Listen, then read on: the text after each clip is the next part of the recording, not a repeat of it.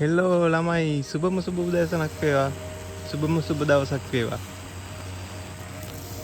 අදත් ආවා උදේ පාන්දරම මේ ගොවිහාමිනේ මම නිවාඩු නිසා ආවා. ඉතින් බලන්නකො ලස්සන දේවල් උදේට ආපුවම අපිට බලන්න පුළුවන්.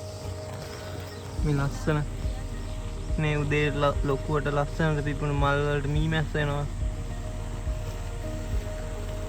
එතකොට ලස්සන සත්තු ජාති එනවා, සත්තු වර්ග එනවා. කුරුල්ලෝ පියාඹනවා මේ උදේ පාන්දරේ ඉර පායන විදිය. ලස්සන දේවල් අපිට බලා ගන්න පුළුවන් උදේ පාන්දරම ආපුවම.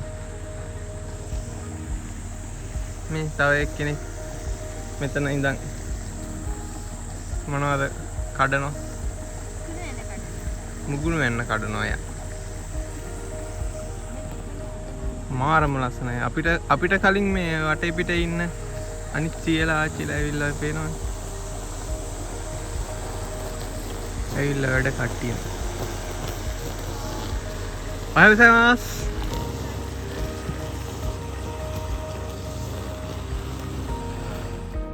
ඔන්න මේ අදත් කරවිල හැදිලා තියෙනවා. දැන් මේ ඒක කඩන්න යන්නේ ගොවිහාමිනේ. කඩන්න බලන්න. සුදු කරවිලක් හැදිලා නේ.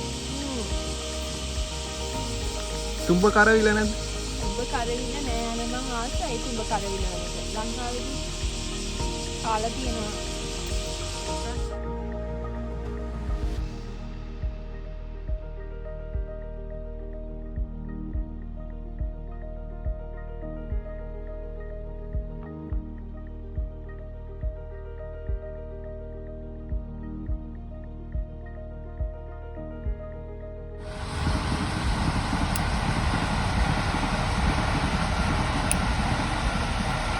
මිනි ටොමැටෝස් කඩන ගොවිහාමිනේ. දෙන්නම ආසයි ටොමැටෝ.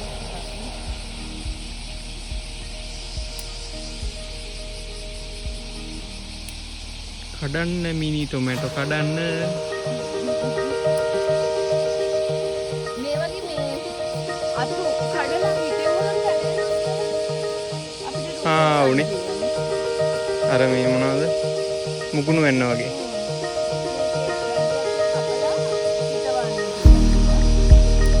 කපලා හිටවපුවම පැලවෙනවා කිව්වනේ.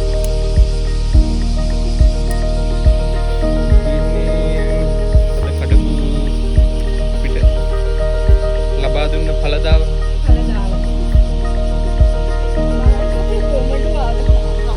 කොමඩුව වහලා තියෙන්නේ. ඒ උනාට මේ තැන්නේ. දාලා දැනට පොඩ්ඩක් නිකන් වහලා තියෙනවා. ඉදුදු දාලා වහලා තියෙනවා. අපේ කුරුළු යාළුවෝ වෙනවනේ නැත්තම්. අපිට එකක් හදන්න ඔව්. ඉතුරු කරන්නේ නැහැ නේද? ආසාවෙන් කොමඩු හිටේ.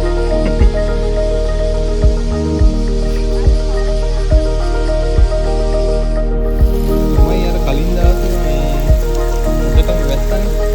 උඩටම දානවා කියන වැස්ස ඉන්නවා පොඩ්ඩක් කරා.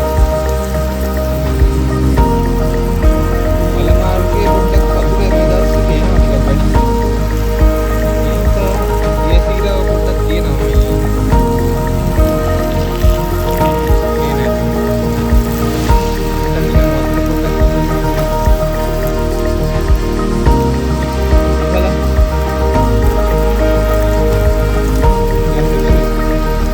මේ කීරාව තියෙන නිසා මේ දවස් ටිකේ පොඩ්ඩක් ප්‍රශ්නයක් නැති වෙයි කියලා හිතනවා. මේ වටේටම තියෙන දේශ කීරාව.